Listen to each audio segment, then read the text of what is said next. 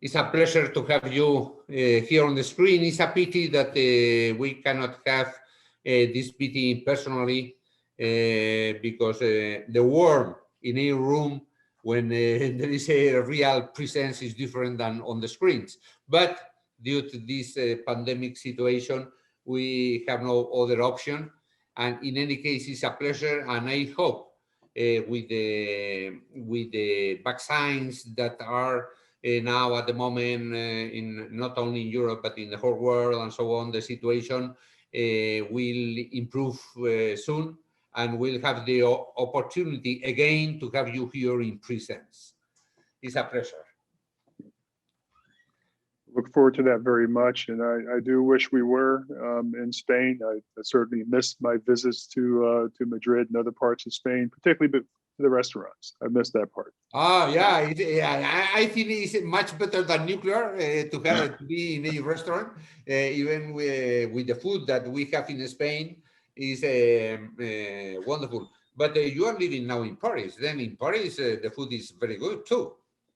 It's not bad, but I have a slight preference for Spanish food. Okay, thank you very much. Okay, then it's a pleasure for me to present Mr. William Magwood. Actually, he is the Director General of the NEA. That afterwards I will ask you about your organization in the OECD. I think you were there from 2014. Then now near 7 years, 6-7 years on duty there in NEA. But before you served as commissioner in the Nuclear Regulatory Commission from 2010-2014. Everybody knows that the Regulatory Commission was the first image for our Consejo de Seguridad Nuclear here in Spain. And you are in close contact with the NRC, with the Consejo de Seguridad Nuclear. Then we know very well the commission. Before you worked as independent strategic and policy advice to US and international clients on energy, environment, education, and technology policy issues. And before, you was director of the U.S. government's civilian nuclear energy program at the U.S. Department of Energy. I'm sorry because I have some notes here because your curriculum is so long that it's difficult for me to remember everybody. Because before you work, you have the experience in the DOE, manage electric utility research and nuclear policy programs at the Edison Electric Institute in Washington, and before in Westinghouse Electric Corporation in Pittsburgh. You have a bachelor degree in physics and English and a master of fine arts. Then it's a pleasure after reading your curriculum. Is a pleasure, and we are very proud to have you here. Nice to be here. We are living now some different moments in the world of the energy in general and in the production of electricity. But before to go into these topics, I would like to ask you to explain to everybody what is your organization, the NEA, that you are working now there. If you can give us a summary of your organization, will be wonderful. Sure, be very happy. And again, it's a pleasure to join you today for a conversation. Look forward to, as we said earlier, to seeing you in person at some point when we're all able to travel. So as you've noted, I've been with the Director General of the NEA for going on 7 years now. Time has gone by very quickly over the 7 years. It's been very busy. The NEA itself is about 65 years old now, getting older. And it was formed originally as a European organization in the aftermath of the Second World War. to assist European nations to build their capacities and to pursue cooperation in the nuclear area. But soon after that, the NEA went global and began to have members who were from Asia, from North America, from South America. Today, we're 34 countries around the world. We are the countries that have the deepest expertise with nuclear operations, nuclear safety, nuclear research and development, nuclear policy. So we really bring the world's best experts together. And our mission is to pursue cooperation among those expert countries to advance whatever policies or technologies they would like to pursue, and to provide expert analysis to support policy decisions. And so we have activities across the entire range of civilian nuclear activities, including nuclear waste disposal, nuclear safety, nuclear technology, science, law. So really anything to do with civilian nuclear technology, we are involved and are pursuing cooperation with our members, and also with other countries who are close partners, such as China, Brazil, India, UAE, others that have been expanding nuclear activities. So it's a very busy time for us, but it's also a very exciting time.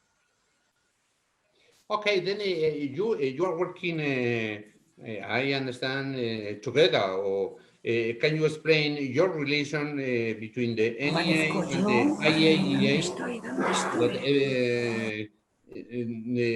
You can explain to the audience. We have a lot of people now that are seeing us.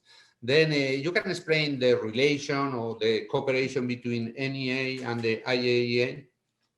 Of course. So I mean, the NEA and the IAEA work very closely together in many areas. The difference is very clear. The IAEA is a global organization, so its members include countries that are newcomers, that are developing countries that don't have the deep expertise as our members. So the conversations are very different. We are working with the high-level experts in very experienced countries. So we don't provide capacity building. We don't do training in the basic areas. We leave that to our friends of Vienna. And our discussions are really the results of the interactions that come from countries that operate nuclear power plants for decades, and the types of issues and activities they are pursuing are really different in nature, but there's a lot of commonality. So we do interact a great deal. We do common activities from time to time. We do common reports and analyses. So we do work very closely together. We have an excellent relationship, and they attend a lot of our meetings, and we attend a lot of their meetings. And we really work hard to make sure that we're providing the best value to the countries that are members. So we are a very close relationship, but we also recognize we have different roles and different responsibilities. Okay, then you are putting emphasis on the international cooperation and on the excellence in the operation, and the international cooperation in the nuclear sector. Yeah, I'm sorry, I may have missed part of your question. You winked out for just a second. No, that you are putting a lot of emphasis on the international cooperation. Yes. And in looking at the excellence. Why is so important the international cooperation in our field, in the nuclear sector? Well, increasingly, the nuclear sector is a globalized sector.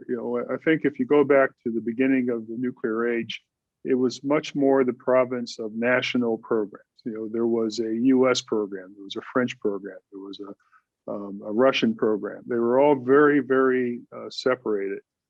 Today, because we find that the experience that we have in one country impacts what happens around the world. If there is a finding in Spain on material condition at a nuclear power plant, that's a lesson everyone wants to understand and wants to learn about. So the information is quickly disseminated around the world, and everyone learns from that. And a large part of what we do is disseminate that kind of information to make sure that everyone has the same level of knowledge.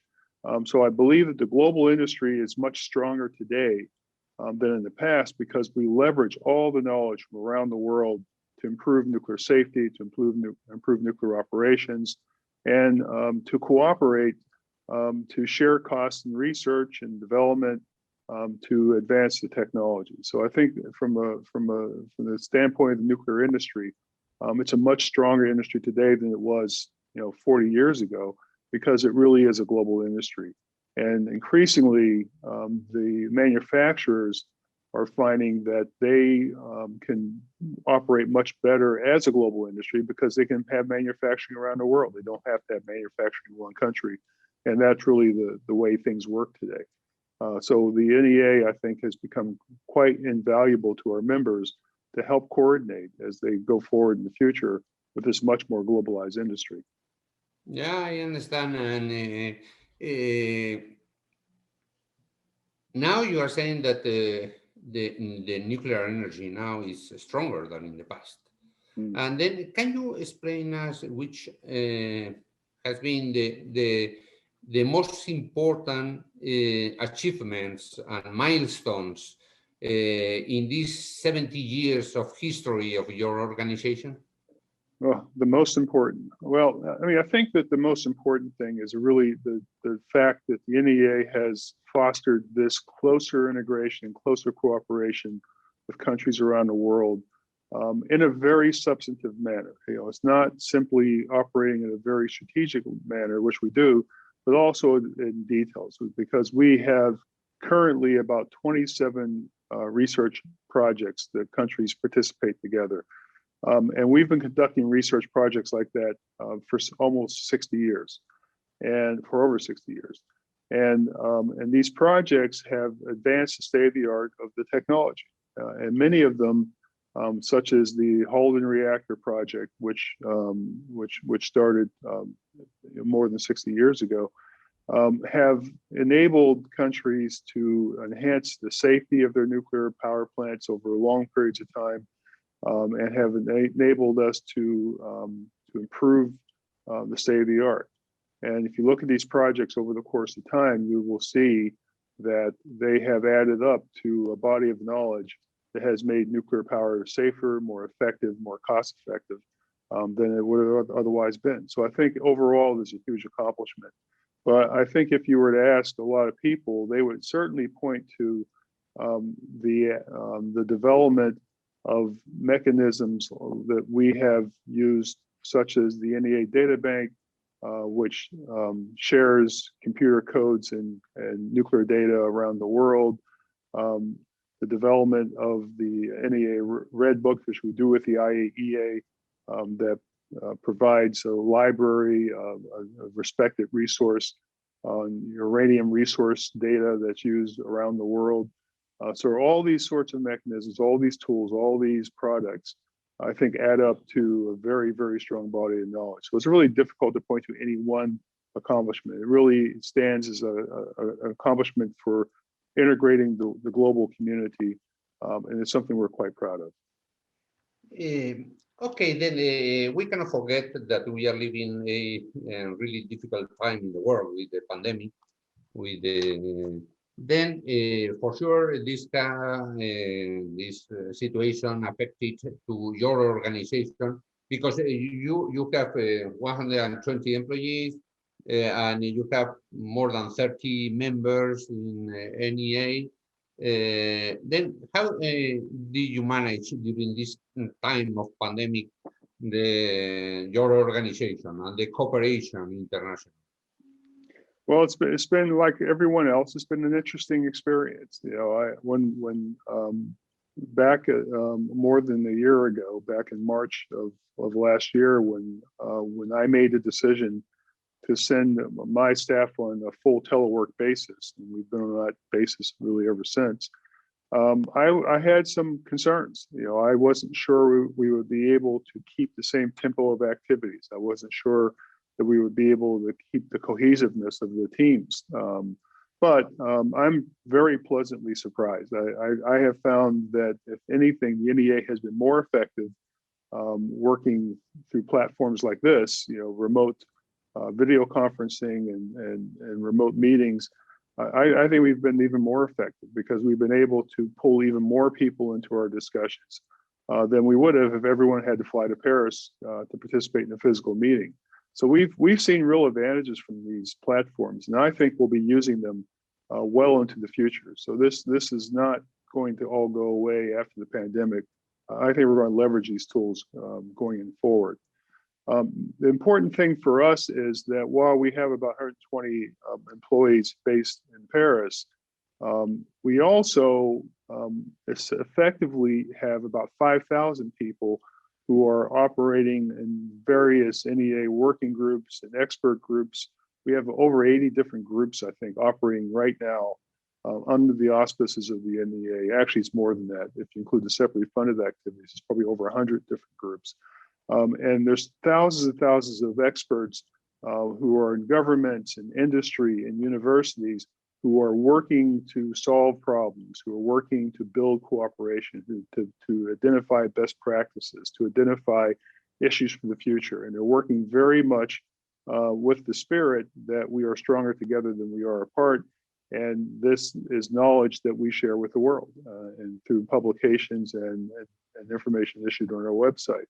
So, but if you look at that, we have had a higher tempo of those activities than we have in the past. And so I think we've seen the advantages of remote working. And as I said, I think we're going to continue to do that into the future. Okay, it's good to hear this because finally you have in comparison with the activity that we have, you have a short organization, a little organization, 120 people, but you are the engine to move thousands and thousands of experts in the world. Then your capacity finally is huge because not only your own organization, but you are moving the cooperation of thousands and thousands of people and a lot of organizations. Then it's really interesting to hear this, to understand a little better what is the NEA and the importance in the nuclear sector. Then, how do you see now the nuclear energy in the current situation now and afterwards in the future? Because we are seeing that there are countries that are not building new units, other than are building some units, other that are building a lot of units. Some of countries are betting for a long-term operation of their current nuclear units, other building new. What do you see the situation now, the nuclear energy in the world? I think you described it very well. I think it's a very mixed picture. In some parts of the world, nuclear power is being pursued very aggressively, building new plants. Other parts of the world, not as much. There's more stability or slight decline over time as plants get older. And it really depends on where you look. But I do see some inflection points. And I always felt we would see these inflection points coming because countries are beginning to get serious about climate change.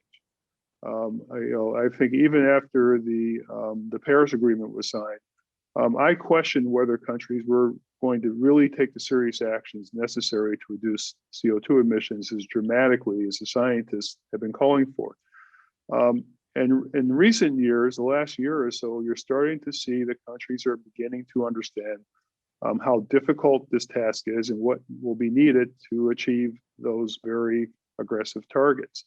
And in particular, because many countries have begun to pull forward their goals. When you're talking about 2050 is such a long time from now that I think it gives a lot of policymakers the comfort that whatever happens in 2050 is something they don't have to worry about for a long, long time. But when you start talking about 2030, and a lot of countries are talking about 2030, you really have to be serious. You have to make real decisions. You have to make real choices. It's not as remote. And as a result of that, we have seen in country after country that nuclear energy is coming back on the table as a principal option. And the reason for that's quite clear. And if you look at analysis from the NEA, from the International Energy Agency, our sister organization, in fact, we do a joint publication every 5 years on the projected costs of electricity. The most recent, which came out in December and identified continued operation of existing nuclear power plants as a single lowest cost source of low carbon electricity that is available in OECD countries, the single lowest. And so countries are looking at that and countries are absorbing that, and they're beginning to see that without a strong contribution from nuclear power, the objectives that they've set for themselves are going to be vastly more difficult and vastly more expensive. And so we're starting to see a real resurgence in interest and focus on nuclear as a result of that. So it's really an interesting time. I'll hasten to say, I don't think that every country is going to run out and start building nuclear power plants tomorrow. I don't think that's a likely scenario, but I think a lot are. I think there are more countries today that are thinking about restarting their nuclear programs than a lot of people would have expected just 5 years ago. Okay, really interesting because, of course, I am nuclear from more than 40 years. Then I am trusting on the nuclear energy, but I would like to convince others about the advantages of nuclear energy. We are using some topics and arguments like a firm energy, the stability that are providing to the grids, the no CO2, and so on. Then can you give me at least and to the all audience some arguments that you can put on the table to defend the nuclear energy at this moment? Well, I think the approach that I've always taken with this is to recognize that every country has to make its own decisions. However they make those decisions, it's their right to decide how they want to achieve their goals and produce their electricity. What we try to do is provide analysis to help them understand what the consequences and what the costs are for those choices. And one of the things that we have been doing over the last few years is identifying that there are not just simply comparisons of the cost of different types of technologies, which is a very simplistic way of looking at the world, which we actually think doesn't work. But you have to look at the cost to the whole system. And we look at the cost of the whole system, it's easier to find out where nuclear could fit in each country's electricity framework. And so what we try to do is we try to work with countries to work with them to develop the analysis so they can see how the choices they're making are going to affect their costs and their ability to meet their targets in the future. So as a general matter, to answer your question more directly, I think that the fact that nuclear power is the only expandable, dispatchable source of low carbon electricity that is available today makes it very compelling. It can, particularly with the advanced plants that are coming onto the market now, work in concert with renewables, which I think are going to have a very important contribution in the future, to provide a stable grid. Because if the grid is not stable, then you're not going to be able to deliver electricity where you need it and when you need it.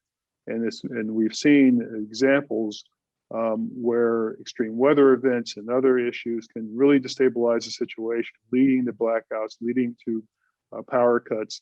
And in our modern world, which is going to be so electricity dependent, for not just for what we use it today, like for IT and for modern conveniences, but increasingly for transportation, for industry, and for other areas. So electricity is going to be, in my view, the source of economic growth for social stability around the world for the foreseeable future. And so electricity is going to be key, and reliable, cost-effective electricity will be essential. And I think the nuclear power is going to be seen by more and more countries as the pathway to assure that. So I think that's really going to be where the story is going to rest. And it'll be up to each country to decide what that means for it. Okay, then do you think that in the future is we can live together the nuclear production with the renewables? Because sometimes it seems that we are fighting, no? The renewables against other nuclear and so on. We are thinking that we can live together and we need each other, perhaps in the future. Because as you are saying, the economy will develop fundamentally over the electricity production. Then only for the thinking on the transportation, the mobility, the construction, and so on. Then every day we will use more and more electricity, no CO2 emitters. And then we are thinking that we can live together. What do you think? We can live together, or we or Oh, not? I think whatever people want, I think the reality is they are going to live together. I think that is the future because if countries are serious about eliminating production of CO2 by 2050, there are very narrow pathways to achieve that. And clearly expanding the use of renewables, solar and wind is going to be a big part of that. But I think at the same time, and we're seeing this in country after country, analysis after analysis, that there's going to be a need for a significant portion of that, of the future electricity generation to come from a dispatchable resource, something that can be operated when needed. And nuclear right now fits that bill better than anything else. There are other technologies that people are thinking about and looking at, like carbon sequestration. But there's still a lot of questions about these things. Nuclear is here today. Nuclear works today. And so I think you're going to see that nuclear and renewables together provide a pretty high confidence pathway to achieve carbon neutrality in the 2050. And other ways I think are much riskier and probably much more expensive. Of course, I'm sure there's people in the carbon sequestration business who would disagree with me, but I think we're going to find that nuclear is going to play a big role. And many countries have made it very clear that they see nuclear as a big part of the path. You know, for example, I was just in the conference yesterday where the new Secretary of Energy, Secretary Granholm of the US, was speaking and was very eloquent about the fact that nuclear, especially advanced nuclear, is going to play a very strong role. And they're making huge investments in the US to promote these new technologies. It's actually a pretty exciting time. There actually is more innovation today in the world on nuclear than there has been probably since the 1950s. So it really is an interesting time to be in the business. Now, I would like to ask you about this, about the innovation in the nuclear sector. Then everybody is hearing, everybody that is familiar with this sector, with the energy, is hearing about in the future the small modular reactor, the SMR, or the generation 4, or so on. Then do you think that those reactors, those technology are coming and are coming soon and will be developed fast or not, and will help us in the decarbonization of the world? Well, you know, I always hesitate to make any predictions on anything, you know, because the world is a very unpredictable place. But there are certainly SMR and Gen 4 technologies that are being developed that with plans to deploy before 2030, first of a kind before 2030. There is one technology, one SMR technology, which has already gone through regulatory approval, most of the technical side regulatory approval in the US. So it will be on the market in the next few years. And there are several right behind, both in the US and Canada and other countries. And there are also Gen 4 technologies, which are not far behind. So I think that probably by 2030, there are going to be a significant number of advanced technologies that will be available to the market to participate in the energy transition. So that's the window I think the industry knows it has to meet and to get plants certified and ready to go by about 2030. And so I think you're going to see at least half a dozen or more technologies on the market at that time. that will be real, that have the potential to be real game changers. Small reactors, Gen 4 reactors, advanced technologies which bring economic performance, safety performance beyond what we've been able to achieve with conventional plants. Okay, yeah, because in the future, for example, the small modular reactors will help. I understand that will help the countries under development, because then those countries have not a big grid, but with the small modular reactors can help them on this, taking into account that at the same time the operation of those reactors are easier and more passive and so on. What do you think about this? Then it's a tool Yeah, for the development of those countries. yeah, that's one of the things that's really exciting about these SMR technologies, because they both meet the needs of the OECD countries, the developed countries with established infrastructures, because electricity growth in OECD countries is not very high. Right now it's about 1% or less a year. So you don't need a big 2,000 megawatt nuclear power plant in most countries. You need something much smaller to replace old coal plants or replace old natural gas fired capacity. So you need something that's more like 300 megawatts or something in that range. And the SMRs fit nicely into that framework. So for OECD countries, the size is about right for the markets that are there. If you're a large developing country like India, for example, your electricity growth is much higher, so you need big plants. So it makes sense for them to continue to build large plants. But if you're a smaller country with a less developed grid, you can't absorb a 2,000 megawatt facility. You're looking at these smaller plants. So we're hearing a lot of good conversations. We've interacted, even though they're not our members, with countries in places like Africa and the Middle East. They're looking very closely at these technologies, and they're really quite interested. And I have had at least one country where they told me that they had first been thinking about building large light water, and now that they see these small reactors coming out, they think that's the path. They think that's what they need to build. They think that fits their needs much better, and they're also excited by the safety characteristics. So I think you're going to see both developed countries in the OECD, developing countries in Africa, Middle East, Southeast Asia. I think you're going to see these new technologies meet the needs of both market types. So it's really pretty interesting that things have worked out that way. Yeah, and as far as I know, then those small modular reactors, for example, in the future, will be even more competitive than the current ones, and the cost will be smaller and so on. Then I would like to introduce this concept about if the nuclear energy is competitive or not, and what do you think about this competitiveness of nuclear? Together with the taxation that I am talking from Spain, that the level of taxes in nuclear sector is very high. Then, but I don't know if it's completely exactly the same situation in all countries. But how do you think about this? The competitiveness of nuclear, together with the taxation, together with the to introduce or not in the taxonomy the nuclear energy and so on. Can you talk a little about this? So I will look at it this way. So, certainly nuclear today is very reliable.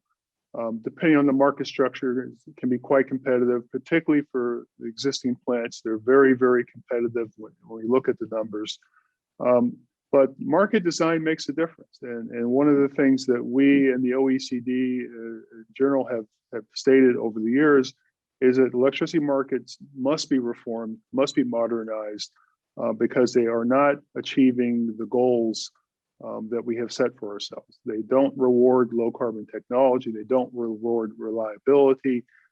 So this has to change if we're going to really have modern electricity systems. And so if that is changed, then some of these large nuclear power plants will be rewarded for the fact that they are producing large amounts of low carbon electricity. Today, there's no real reward for it. And I think a wise person once said that you should tax the things you don't like and reward the things you do like. And so if nuclear is providing a service of producing low-cost electricity that is low carbon, we should be rewarding that. We should be punishing it. But that's certainly something that, from a general standpoint, that we would say. But I think as we go into the future, we're going to see the possibility of even more competitive electricity from nuclear, from small and advanced reactors. However, I'm always the first to say that we have heard this before. You know, the industry has often said that they're going to build cheaper, more cost-effective plants and not been able to deliver. So the industry is going to have to deliver. We're going to have to see the proof that industry can build these plants in a cost-effective way, on meeting this cost and schedules, which they have not done very well in many Western countries in recent years. So this is going to be the chance for the industry to prove they can do it. We have some confidence that that will work, partially because we've learned so many lessons from the mistakes of the past, and partially because with the small reactors, they are moving away from the traditional on-site construction model to more of a manufacturing model, where more of the plant is built, if not the whole reactor, being built in factory than shipped to a site, which is more like building a modern airliner than it is building, as one person put it, it's like we want to build airliners. We don't want to build airports every time. And so when you build nuclear power plants, it's a major construction project, extremely complicated, takes a lot of skills, a lot of expertise. And if you can move away from that model to something that looks more like a manufacturing model, your ability to control costs are much, much greater. So that's what we would like to see. But we have to see if it happens. We have to see if industry can deliver, and we won't know until we get there. So certainly I hope they can do it, but until I see it, I'm certainly not going to predict that they're going to do it. Okay. Can you tell us something about what is the nuclear technology is providing to the society and the technological knowledge that through nuclear is developed, because the nuclear knowledge is used in other fields too, in medicine and so on. Then can you talk a little about the benefits of the nuclear knowledge and the technological developments? Oh, there's so many. When building a nuclear power plant, when you think about the number of engineers and scientists that become involved in a project like this, the people who are trained, quite frankly, one of the more exciting things that I've seen is all these young people from developing countries that are going overseas to Russia, to China, to the United States, to Europe, to get their training to become PhDs in nuclear technology. And you see that they're going to go back home and they want to take this expertise and bring it to their own people. It's a very exciting thing to see when you see the enthusiasm and the excitement they have about this. But at the same time, around the world, and people often don't really realize this, but nuclear technology is used on a daily basis by all of us for making food safer, for treating medical ailments, for diagnosing diseases, for assuring the safety of industrial processes, for building safer airplanes, for building better pipelines. Nuclear technology is used all the time by every country, basically, around the world. And it's using radiation for beneficial uses. And we are all benefiting on a daily basis from nuclear technology. And sometimes people don't realize that. But then they get sick, or a family member gets sick, and they go to the hospital and they discover that the most advanced treatments involve nuclear technology. And it's something they all learn at that point. So it's part of life, and people don't often hear that story, but it's the reality. And even beyond that, I was reading a magazine recently talking about the efforts to explore deep space, and that the only way to do it is using nuclear technology. Mm-hmm. And even today, if you look at these wonderful pictures you've seen of Jupiter and the moons of Saturn that spacecraft has sent back, those are all nuclear powered. It doesn't. It's not magic. It's nuclear, and to this day, and a lot of people don't know this. The Voyager spacecraft, which were launched in the early 1970s, have left the solar system. They're out beyond the frame of the solar system and still sending signals to us. Nuclear power at work. So yes, nuclear technology provides benefits that most people haven't even thought about. And it's one of the reasons I'm in the field, because it's really so exciting what can be done. It's really interesting hearing you. I am becoming even more pro-nuclear than before. Because you are explaining so clear some of the consequences of this knowledge developing the nuclear energy that is really, really exciting. And I am feeling even more proud than before on working on this sector. No? Then what do you think about the public perception? Is changing or is not changing? It depends on the parts of the world, of the areas of the world, or not? What do you think, or what is your perception? Well, I think it really does depend a lot on where you are and what messages you read. I think part of the difficulty is that people don't often make the connection between the technologies that generate electricity and the electricity they use every day. They think, I've seen polls where there's a lot of people who think that all their electricity comes from wind power, and it's not true. And I've also seen polls where people in certain countries that are highly reliant on nuclear for their electricity think that nuclear produces CO2 emissions, which also is not true.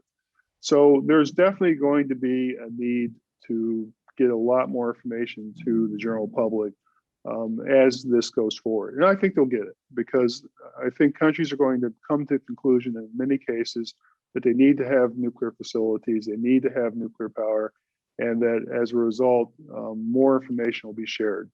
And you'll see the information get to the public and help to adjust the public attitude. At the same time, there's certainly some countries where the problems of the past are very much in the minds of people. People remember Chernobyl. People remember Fukushima Daiichi, and it really impacts them, and it should. They're both very serious. They're not things that we should downplay. But I think we also can tell people we've learned a lot of lessons from those things, and we have improved, and we are now on a threshold of technologies where those accidents are impossible, physically can't happen, and that's part of the story. So this is going to be a long conversation with the public, the stakeholders, and some minds will change and some minds won't. But I think the job of my organization and many others is not to try to convince them of anything, but to simply provide the facts and then let them decide for themselves. Okay, I am starting receiving some questions from the audience. Then let me provide you some of the questions. First of all, I have one here that is, can you tell us which countries are betting more strongly for nuclear energy at this moment in the world? And the reason why? Yeah, I mean, I think the ones that come to mind to me right now, certainly very, very interested to see what's happening in Canada. Canada is a country where there's been a very substantive dialogue with the public about meeting their carbon objectives. And there's pretty substantial public support for going forward with advanced nuclear. And there's real activities underway today to make it happen with the utilities, with the laboratories. So I think I would put Canada very high on the list. Obviously, the United States is very high on the list. As I mentioned, Secretary Granholm was speaking yesterday about the billions of dollars, billions with a B, that they expect to spend on advanced nuclear technology to see demonstration facilities built, being built on a public-private partnership to build these advanced technologies. The United Kingdom is another country that has been laying out very ambitious plans for nuclear deployment. And if you look at what's going on in Russia, and then China, India, many other countries. There's really a huge amount of activity going on. And I think you're going to see more and more countries. You know, I'm often surprised by a country that will come to me and say, you know, we're looking at nuclear power. And it's a country, I won't name countries, those countries, but it's countries you don't expect, you know, including European countries, by the way. And so it's I think we're really at the threshold of a shift. And I think you're going to see many more countries interested to pursue these technologies. But the technologies have to be available, the products have to be there, they have to be there on time. And if they're not, then countries will look to other means. But if the industry is successful and they have these technologies ready, I think there's going to be a lot of customers. Okay, thank you. I have another question here from the audience. Then I can read it. Could you explain why China is not part of NEA if it is the third country in the world with a higher number of reactors and the country that is building more new reactors? And if this situation can change in the future? You know, so of course it can. I mean, I think that we have a very good relationship with China. We have pulled China into many of our conversations on nuclear safety and radioactive waste management, radiation protection.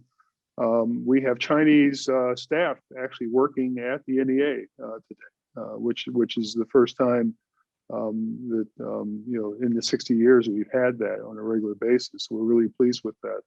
And you know, and maybe in the future, China will be a member of the NEA.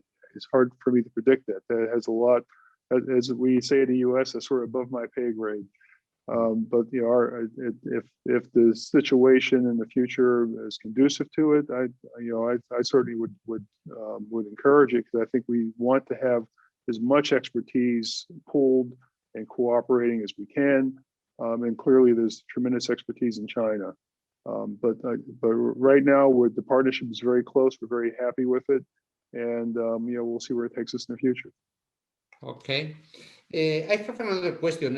Perhaps it's a little embarrassing for you because he's talking about the Spanish situation. But I have a question about what do you think, and perhaps it's not, we are not talking only about the Spanish government position, but in general, then how do you think, or if you can talk a little about in this time of the transition for looking at the decarbonization of the world, the nuclear reactor is a solution, but why in some countries or some governments are establishing a very high level of taxes on nuclear?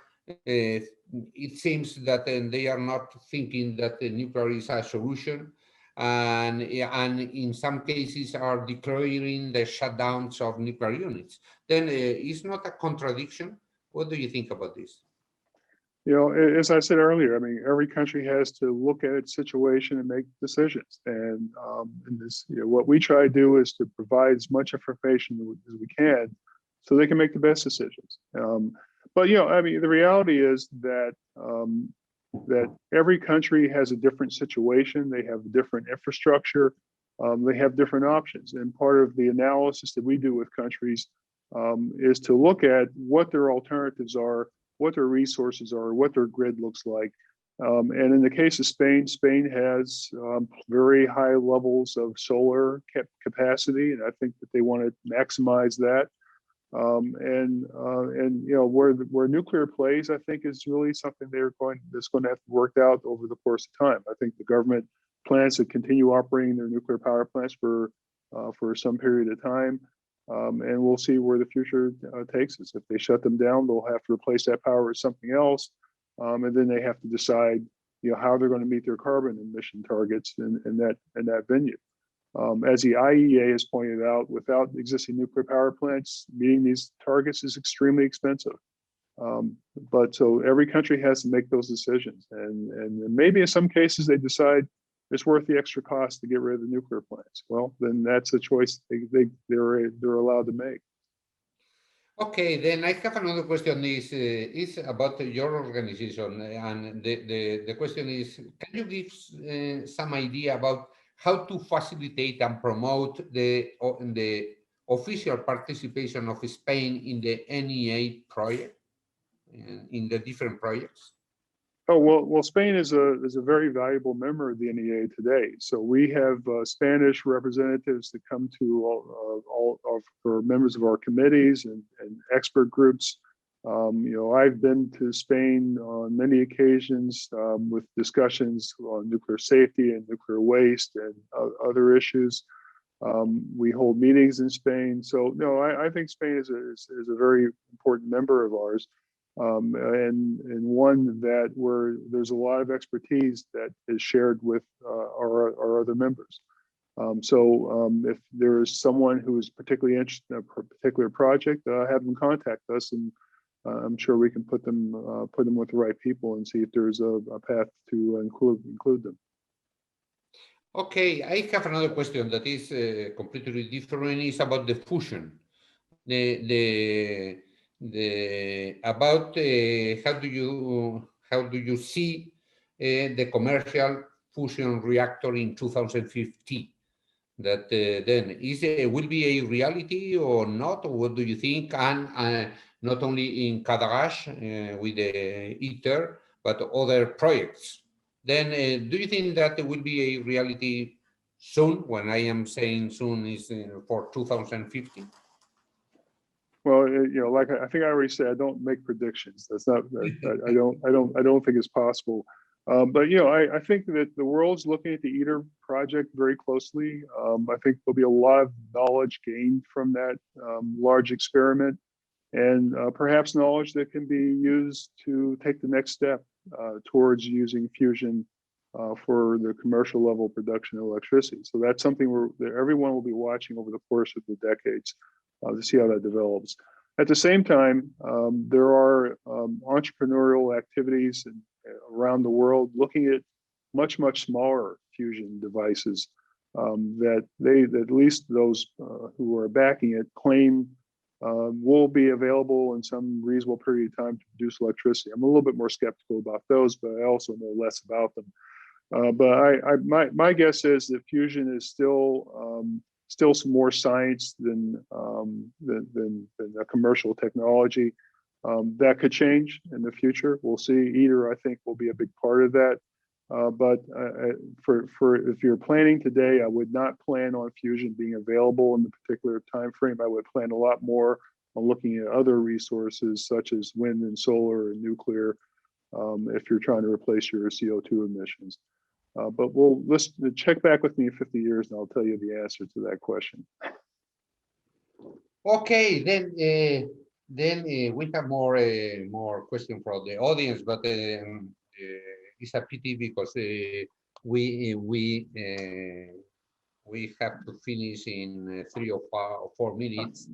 It's a pity, but then in any case, because even in Spain we are maintaining the timeliness of the meetings, that we are very famous, that perhaps not, but no, we are maintaining the time. Then only I would like to ask you 2 final things. One is which are the most important challenges that you see for the nuclear energy at this moment? And the second one is, can you send a message for the new generation, the new people, the young people about nuclear, some message about for hope for the young people to work in this field? These 2 questions. Well, the big challenge I think is going to be delivering. The ideas are there, the concepts are there for these new technologies. We've been hosting the Generation 4 International Forum for almost 20 years. Generation 4 is almost 20 years old now. It's hard to believe. We believe that the answers are there, but we have to deliver. The industry has to deliver. We have to be able to build these machines on cost and on schedule. So that's the big challenge, to prove that we can do that. For the young people, I would just simply say that in my experience, in the years that I've been involved in nuclear technology, that I have seen that nuclear is the path to a zero carbon future. It's a path to cure cancer. It's a path to get to Mars and explore Mars. And there's no other technology that can say that. And so if you're interested in nuclear science and technology, I think you'll find that literally there is no limit to what can be done. And there's nothing that is beyond the reach of the human mind. And nuclear is one of the paths to get us to that. So I would say that we see nuclear as being a pretty bright future around the world, maybe not in every country, but certainly around the world. And that nuclear technology is going to play a big role in our lives really forever. Thank you very much for this message that you are sending to the new generation that is our future in any case. Then thank you very much for this. It's a pity, but we have to finish this conference. Thank you very much for your clarity, your explanations, and hoping that in the future we'll have the same kind of conversation, but here in Spain, really in presence of the people. And I promise you afterwards to have a good lunch, and that as you told us, you love the Spanish food. Then it's a promise that I am giving you. Let's get it scheduled. I'm there. Okay, perfect. Thank you very much. Thank you. Magwood, it has been a pleasure to have you, and thank you for your time. Thank you very much. Thank you. Thank you. Bye. Bye now.